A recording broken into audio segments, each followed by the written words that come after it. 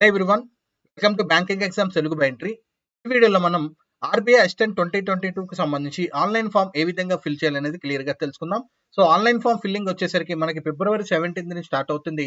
మనకి మార్చ్ 8 వరకు అయితే ప్రొవిజన్ అయితే ఇవ్వడం జరిగింది. సో ఈ యొక్క 17 ఫిబ్రవరి నుంచి 8 మార్చ్ వరకు మనం అప్లై చేసుకోవచ్చు. ఓకే, సో అప్లై చేసిన తర్వాత మనం మన అప్లికేషన్ ప్రింట్ చేయడానికి లాస్ట్ డేట్ వచ్చేసరికి 23rd మార్చ్ అనమాట. సో మీరు ఫీ పే చేయాలన్నా కూడా కంపల్సరీగా 17th ఫిబ్రవరి నుంచి 8th మార్చ్ వరకు అప్లై ఫీ అనేది పే చేయగలుగుతారు. ఓకే, సో మీరు అప్లై చేయడానికి ముందు కొన్ని ప్రీ రిక్వెసైట్స్ అనేవి మీరు రెడీ చేసుకోవాలి. ఓకే, సో అప్లై చేయడానికి ముందు ప్రీ రిక్వెసైట్స్ అనేవి మీరు రెడీ చేసుకోవాలి. అవేంటో చూసినట్టయితే మనం అప్లై చేసేటప్పుడు మన యొక్క నేమ్ అనేది యాజ్ పర్ ఎస్ఎస్సి మెమో ప్రకారం మాత్రమే అక్కడ ఉండాలి. కాబట్టి 10th class certificate or SSC memo ఉంటుంది కదా, సో మన మెమో అనేది మన దగ్గర పెట్టుకొని మనం అప్లై చేసుకోవాలి. ఎందుకంటే అక్కడ full name as per SSC memo ఉండాలి అండ్ డేట్ ఆఫ్ బర్త్ కూడా మనకి as per SSC memo, that is 10th class marks certificate ఏదైతే మనకి date of birth full name ఉంటాయో అదే విధంగా మనం అప్లికేషన్ ఫామ్ లో కూడా అవే ఇవ్వాలన్నమాట. నెక్స్ట్ వచ్చేసరికి ఎనీ ఐడి ప్రూఫ్, ఆధార్ కావచ్చు, పాన్ కార్డ్ కావచ్చు, ఏదైనా మీ యొక్క ఐడి ప్రూఫ్ అనేది మీ దగ్గర పెట్టుకోండి. నెక్స్ట్ ఫోటోగ్రాఫ్ వచ్చేసరికి మీకు ఇది డిజిటల్ అన్నమాట. అంటే మీకు పేస్ట్ చేసే ఫోటో కాకుండా అప్లోడ్ చేయడానికి మీరు ఫోటోగ్రాఫ్ అనేది రెడీ చేసుకోవాలి. ఆ అప్లోడ్ చేసిన ఫోటోగ్రాఫ్కి సంబంధించి మినిమం 8 కాపీస్ మీ దగ్గర ఉండేలాగా మీరు చూసుకోవాలి. సో ఫోటోగ్రాఫ్ వచ్చేసరికి 20 to 50 KB ఉండాలి. సిగ్నేచర్ బ్లాక్ ఇంక్ లో ఉండాలి. 10 to 20 KB ఉండాలి. Next hand written declaration form వచ్చేసరికి మనకి బ్లాక్ ఇంక్ లో ఉండాలి. 50 to 100 KB మధ్య ఉండొచ్చు. నెక్స్ట్ లెఫ్ట్ థంబ్ ఇంప్రెషన్ వచ్చేసరికి ఐదర్ బ్లాక్ ఉండొచ్చు, బ్లూ ఉండొచ్చు. 20 to 50 KB మధ్య మాత్రమే ఉండాలి. హ్యాండ్ రిటెన్ డిక్లరేషన్ ఫామ్ కి వచ్చినట్టయితే టెక్స్ట్ అనేది ఈ విధంగా ఉంటుంది. మన యొక్క name hereby declare that all the information submitted by me in the application form is correct, true and valid. I will present the supporting documents as and when required అని చెప్పి మనకి ఈ విధంగా మనం రాసిన తర్వాత దాన్ని మనం ఫోటో తీసి అప్లోడ్ చేయాల్సి ఉంటుంది. It must be in black ink only. So black ink లో మాత్రమే మనకి ఇది అప్లోడ్ చేయాల్సి ఉండడం జరుగుతుంది. ఒకవేళ బ్లూ ఇంక్ లో ఉన్నట్టయితే మీరు ఆన్లైన్ లో సైట్స్ ఉంటాయి, సో వాటిని యూస్ చేసి ఆన్లైన్ టూల్స్ యూస్ చేసి మీరు బ్లాక్ ఇంక్ గా మార్చుకోవచ్చు అనమాట. ఆ ఇమేజెస్ ని బ్లూ ఇంక్ లో ఉన్న ఇమేజెస్ ని మీరు బ్లాక్ ఇంక్ లోకి మార్చుకోవచ్చు. ఫోటోగ్రాఫ్ 20 to 50 KB, మీకు సిగ్నేచర్ వచ్చేసరికి 10 to 20 KB. Next left thumb impression వచ్చేసరికి 20 to 50 KB and it must be it either be black or blue. Next signature black ink లో మాత్రమే ఉండాలి. Hand written declaration black ink లో మాత్రమే ఉండాలి. 50 to 100 KB మధ్య మీకు ఉండొచ్చు. సో ఫోటోగ్రాఫ్ ఏదైతే మీరు అప్లోడ్ చేస్తున్నారో దానికి సంబంధించి మినిమం 8 కాపీస్ ఉండేలాగా మీరు రెడీ చేసుకోండి. ఎందుకంటే మీకు ప్రిలిమ్స్ ఎగ్జామ్ కావచ్చు, మెయిన్స్ ఎగ్జామ్ కావచ్చు, డాక్యుమెంట్ వెరిఫికేషన్ కావచ్చు, వీటన్నిటికి కూడా ఖచ్చితంగా మీరు ఫోటోగ్రాఫ్స్ తీసుకెళ్ళాలి. కాబట్టి కంపల్సరీగా మినిమం 8 కాపీస్ ఉండేలాగా మీరు చూసుకున్న తర్వాత మాత్రమే మీరు అప్లికేషన్ ప్రాసెస్ అనేది స్టార్ట్ చేయండి. సో అప్లికేషన్ ఫామ్ ఫిల్ చేయాలంటే సో మీకు ఈ డిస్క్రిప్షన్ లో లింక్ అనేది ఇవ్వడం జరుగుతుంది. ఈ లింక్, సో లింక్ క్లిక్ చేసిన తర్వాత మీకు స్క్రీన్ అనేది ఈ విధంగా కనబడుతుంది. ఇక్కడ మీరు click here for new registration ఉంది, మీరు ఇక్కడ క్లిక్ చేయాల్సి ఉంటుంది. ఓకే, సో క్లిక్ చేసిన తర్వాత మన ఫుల్ నేమ్ ఇవ్వాల్సి ఉంటుంది. So it must be as per our SSC marks memo. For example ఇక్కడ చూసినట్టయితే so as per SSC memo నా యొక్క నేమ్ చూసినట్టయితే ఈ విధంగా ఉండడం జరుగుతుంది. ఓకే, తర్వాత స్పేస్ ఉంటుంది, సాయి అని ఉంటుంది, తర్వాత స్పేస్ ఉంటుంది, బాబా అని ఉంటుంది. ఓకే, సో ఈ నేమ్ నేను ఎలా ఇస్తే నాకు ఫుల్ నేమ్ ఉంది కదా, సో ఈ ఫుల్ నేమ్ దగ్గర నాకు యాజ్ పర్ ఎస్ఎస్సి మెమో నాకు ఇక్కడ రావాలన్నమాట. ఓకే, ఈ ఫుల్ నేమ్ అనేది నాకు ఇక్కడ ఫుల్ నేమ్ ఏదైతే ఉందో ఆ రకంగా రావాలంటే ఎలా ఇస్తే మనకి ఇక్కడ సరిపోతుందో అనేది మీరు క్లియర్ గా చూడండి. సో ఇక్కడ ఫస్ట్ నేమ్ దగ్గర నేను నా యొక్క ఇనీషియల్ ఇస్తున్నాను, అది కూడా క్యాపిటల్ లో, ఎందుకంటే నాకు క్యాపిటల్ లెటర్స్ లోనే 10th క్లాస్ మార్క్స్ మెమోలో ఉండడం జరిగింది. సో ఇనీషియల్ ఇచ్చాను, తర్వాత స్పేస్ ఇవ్వకూడదు. చాలా మంది పొరపాటు ఏం చేస్తున్నారంటే ఇనిషియల్ ఇచ్చిన తర్వాత స్పేస్ ఇస్తున్నారు. మనం స్పేస్ ఇవ్వాల్సిన పని అయితే లేదనమాట. ఓకే, జస్ట్ ఇనిషియల్ ఇచ్చిస్తే సరిపోతుంది. తర్వాత కన్ఫర్మ్ ఫస్ట్ నేమ్, అంటే నా యొక్క ఇనిషియల్ ని నేను కన్ఫర్మ్ చేయాలి. ఓకే, కన్ఫర్మ్ చేసిన తర్వాత మిడిల్ నేమ్ అనేది నాకు సాయి అని ఉంది కాబట్టి సాయి అని ఇవ్వాలి. ఏ యొక్క స్పేస్ ఇవ్వకూడదు, డైరెక్ట్ గా అదే స్పేస్ అనేది తీసుకుంటుంది. మిడిల్ నేమ్ కూడా కన్ఫర్మ్ చేయాలి, సాయి అని చెప్పి ఇచ్చాను. తర్వాత లాస్ట్ నేమ్ బాబా. నెక్స్ట్ కన్ఫర్మ్ చేస్తున్నాను.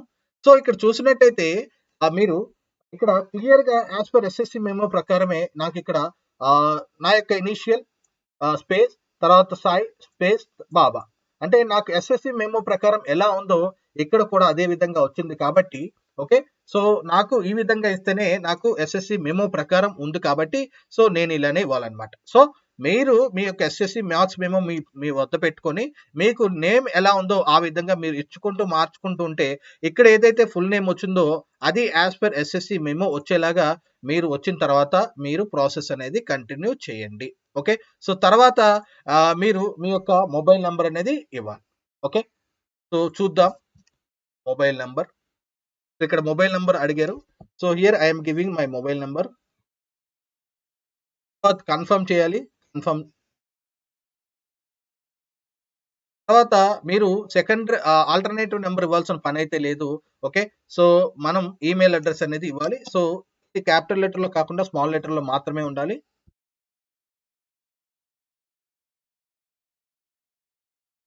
ఓకే. సో తర్వాత @gmail.com అని సెలెక్ట్ చేసుకోవాలి. ఇక్కడైతే టోటల్ గా మొత్తం ఏదైతే ఉందో డొమైన్ తో పాటుగా మనం ఇక్కడ కన్ఫర్మ్ చేయాల్సి ఉంటుందన్నమాట. సో కన్ఫర్మ్ చేశాను. తర్వాత ఇక్కడ సెక్యూరిటీ కోడ్ అడుగుతుంది. సో ఏదైతే సెక్యూరిటీ కోడ్ వచ్చిందో ఆ సెక్యూరిటీ కోడ్ అని మనం ఇక్కడ ఇచ్చి సేవ్ అండ్ నెక్స్ట్ క్లిక్ చేస్తే మనకి are you sure the data ID is correct అని చెప్పి ఉంటుంది. సో ఎడిటర్ చేంజ్ కి ఇది మళ్ళీ అలౌ చేయదని చెప్పి కూడా చెప్తుంది. సో ఓకే క్లిక్ చేసిన తర్వాత మనకి ఫొటోస్ అండ్ సిగ్నేచర్ మనం అప్లోడ్ చేసేది మనకి ఇక్కడ రావడం జరుగుతుంది అనమాట. ఓకే. సో ఇక్కడ చూసినట్టయితే ఇక్కడ ఫోటోగ్రాఫ్ అన్నారు. సో మనకి ప్రొవిజనల్ గా registration number and also password కూడా రావడం జరుగుతుంది. మెయిల్ రావడం జరుగుతుంది అండ్ ఆల్సో ఎస్ఎంఎస్ కూడా రావడం జరుగుతుంది. ఇక్కడ ఫోటోగ్రాఫ్ అనేది అప్లోడ్ చేయాలి. సో ఏదైతే మీరు ప్రీ రిక్వెసైడ్ లో భాగంగా మీరు signature, photograph, thumb declaration ready చేసుకుంటారో వాటిని మనం ఇక్కడ అప్లోడ్ చేయాల్సి ఉంటుంది. సో మనం ఏదైతే చెప్పుకున్నామో అంటే మనకి ఏదైతే మెన్షన్ చేసిన సైజెస్ ఉన్నాయో ఆ సైజెస్ లో మాత్రమే మనం ఫోటోగ్రాఫ్, సిగ్నేచర్ ఇవన్నీ కూడా అప్లోడ్ చేయాల్సి ఉంటుంది అనమాట. సిగ్నేచర్ అయితే 10 to 20, నెక్స్ట్ ఫోటోగ్రాఫ్ అయితే 20 to 50 KB ఇలా ఉండాలన్నమాట. So here I am uploading my signature. So signature upload చేసిన తర్వాత సేవ్ ని క్లిక్ చేయాలి. ఒకవేళ మీకు యాజ్ పర్ సైజెస్ లేకుండా ఉంటే మీకు ఎర్రర్ వస్తుంది. కాబట్టి మీరు సైజెస్ అనేవి చేంజ్ చేసుకోండి. ఏదైతే మెన్షన్ చేశారో అదే ప్రకారం మీరు అక్కడ ఇవ్వండి. ఓకే. సో ఇక్కడ నేను జనరల్ అనేది మెన్షన్ చేస్తున్నాను. ఓకే. సో జనరల్ వాళ్ళకైతే ఫీ అనేది వేరుగా ఉంది. ఎస్సీ ఎస్టీ వాళ్ళకి ఫీ అనేది వేరుగా ఉంది. ఓకే. సో క్లియర్ గా చూసుకొని మీ యొక్క రెస్పెక్టివ్ కేటగిరీలోనే మీరు అప్లై చేసుకోండి. ఓకే. నెక్స్ట్ వచ్చేసరికి బెంచ్ బార్ డిసేబిలిటీ ఉంటే ఒకవేళ 40 కన్నా ఎక్కువ మీరు ఎస్ క్లిక్ చేయాలి. లేదంటే నో క్లిక్ చేసుకోవాలి. ఎస్ అని క్లిక్ చేస్తే మీరు వివరాలు ఇవ్వాల్సి ఉంటుంది. నో క్లిక్ చేస్తే మీరు ఎలాంటి వివరాలు అనేది ఇవ్వాల్సిన అవసరం లేదు. నెక్స్ట్ చూసుకున్నట్టయితే ఎక్స్ సర్వీస్ మెన్ అయితే ఎస్ క్లిక్ చేయండి. లేదంటే నో క్లిక్ చేయండి.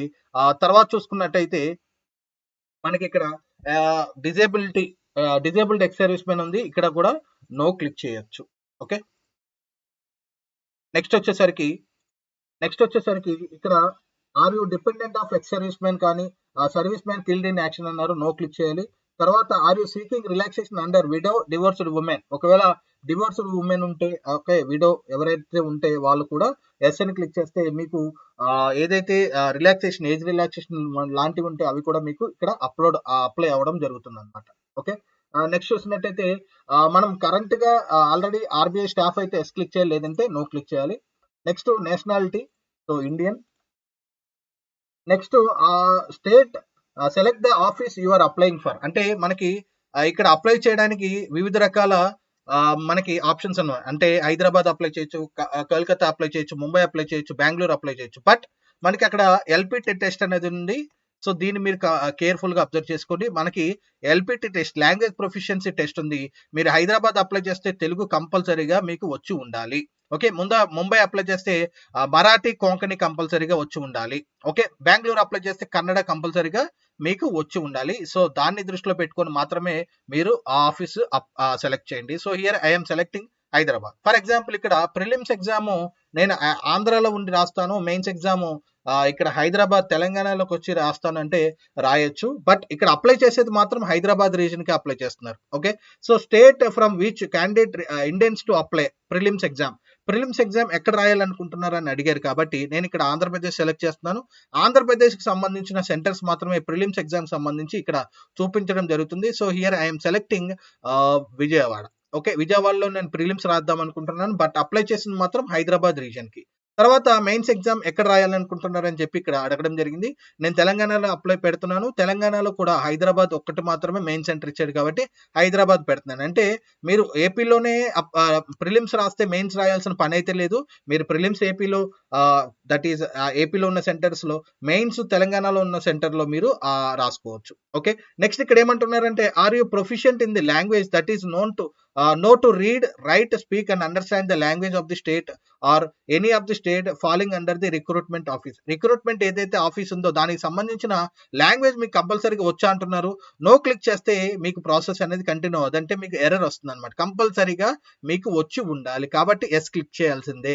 నో అని క్లిక్ చేస్తే మీరు అప్లై చేయడానికి రాదనమాట. నెక్స్ట్ క్లిక్ చేసినప్పుడు మీకు ఎర్రర్ అనే మీకు అక్కడ చూపించడం జరుగుతుంది.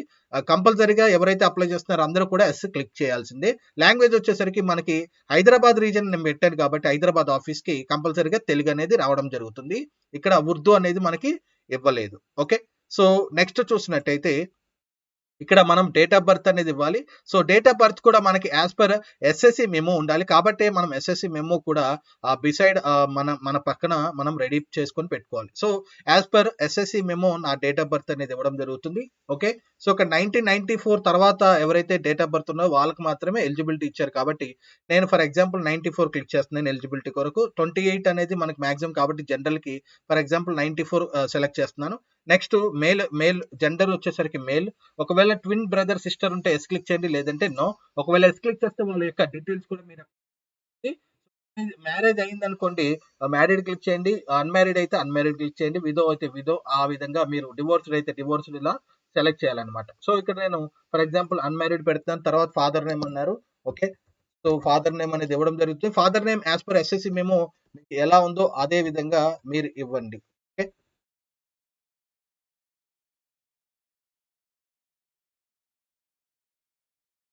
So here I'm giving my mother name. తర్వాత స్పౌస్ అంటే మీకు మ్యారేజ్ అయితే స్పౌస్ నేమ్ అడుగుతారు. అన్‌మ్యారీడ్ అయితే no need to enter any detail. So 1, 2, 3 పెడుతున్నాను. మీకు యాస్ పర్ ఆధార్ కార్డ్‌లో ఎలా ఉందో ఆ విధంగా ఇస్తే మీకు కొంచెం బెటర్‌గా ఉంటుంది. సో మీ యొక్క స్ట్రీట్ ఏదైతే ఉంటుందో అవన్నీ కూడా మీరు ఇక్కడ ఇవ్వాల్సి ఉంటుంది. సో డిస్ట్రిక్ట్ సెలెక్ట్ చేసుకోవాలి.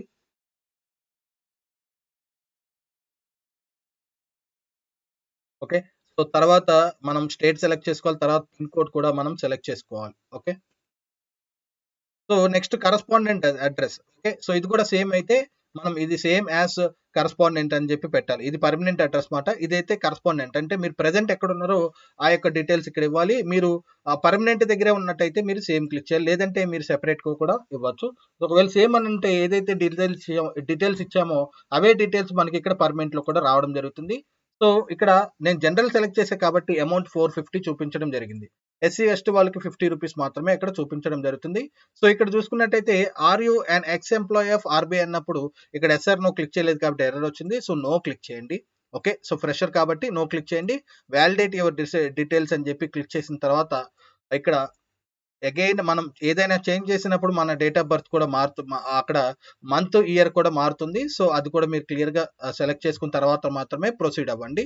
సో ప్రొసీడ్ అయిన తర్వాత మనకి ఎడ్యుకేషన్ క్వాలిఫికేషన్ సంబంధించి డీటెయిల్స్ అనేవి మనం ఇక్కడ ఎంటర్ చేయాల్సి ఉంటుంది. సో ఇక్కడ BA, BCom, BSc, management, others ఉంది. ఒకవేళ మీరు బీటెక్ అయితే అదర్స్ సెలెక్ట్ చేసి ఇక్కడ బీటెక్ ఇచ్చినా సరిపోతుంది. No need to engineering like that. Okay. So BTech ఇచ్చినా సరిపోతుంది.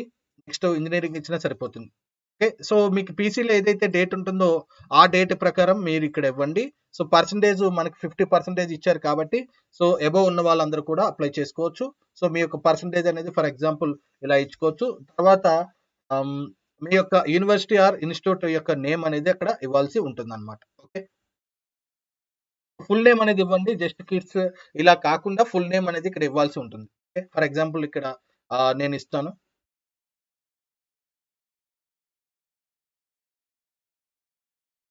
ఈ విధంగా మీరు యూనివర్సిటీ కానీ మీ యొక్క రెస్పెక్టివ్ కాలేజ్ యొక్క నేమ్ ఇవ్వచ్చు. ఓకే. తర్వాత do you have knowledge of word processing on PC. So మన కంపల్సరీగా పీసీ యొక్క నాలెడ్జ్ అనేది కంపల్సరీగా ఉండాలి కాబట్టి ఎస్ క్లిక్ చేయండి. నో అని క్లిక్ చేసినట్టయితే మీకు ప్రాసెస్ అనేది ముందుకు వెళ్దనమాట. So save and next click చేసినప్పుడు మీకు ఎర్రర్ వస్తుంది కాబట్టి ఎస్ క్లిక్ చేయండి. తర్వాత ఎంఎస్ ఆఫీస్ ఈ విధంగా మీకు ఏదైతే నాలెడ్జ్ ఉందో ఆ నాలెడ్జ్కి సంబంధించిన డీటెయిల్స్ ఇవ్వచ్చు. ఒకవేళ వర్కింగ్ ఎంప్లాయ్ అయితే మీ యొక్క డీటెయిల్స్ అనేవి ఇవ్వాలి. సో ఎప్పుడు జాయిన్ అయ్యారు, మీ యొక్క ఎక్స్పీరియన్స్ ఏంటి, తర్వాత మీరు ఆల్రెడీ ఒకవేళ లీవ్ చేసినట్టయితే ఎందుకు లీవ్ చేశారు అలాంటి డీటెయిల్స్ అనేది ఇవ్వాలి. తర్వాత లాంగ్వేజెస్ను సో కంపల్సరీగా తెలుగు అనేది కంపల్సరీ కాబట్టి సో తెలుగు అనేది రీడ్, రైట్, స్పీక్ ఇవ్వండి.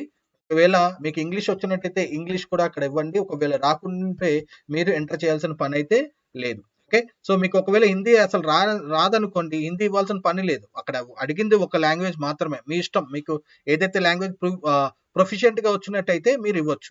ఒకవేళ రాకుండా అవి మెన్షన్ చేయడం అనేది కరెక్ట్ కాదు.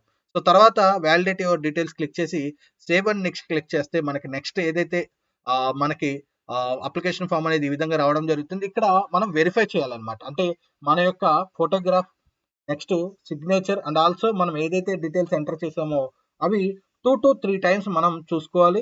సో ఫోటోగ్రాఫ్ మనదా కాదా, మన నేమ్ కరెక్ట్ గా ఉందా లేదా, తర్వాత మన యొక్క జెండర్ కరెక్ట్ గా ఉందా లేదా, కేటగిరీ కరెక్ట్ గా ఉందా లేదా, date of birth as per SSC memo ఉందా లేదా, ఇవన్నీ కూడా మనం క్లియర్ గా చూసుకున్న తర్వాత మాత్రమే అప్లై చేసుకోవాలి. సో అప్లై చేయడానికి మనకి 17 ఫిబ్రవరి నుంచి మార్చ్ 8 వరకు మనకు టైం ఇచ్చారు కాబట్టి సో మనం కంగారు పడి అప్లై చేయాల్సిన పని అయితే లేదు. మనం అప్లై చేసి 2 డేస్ తర్వాత కూడా ఫీ అనేది పే చేసుకోవచ్చు.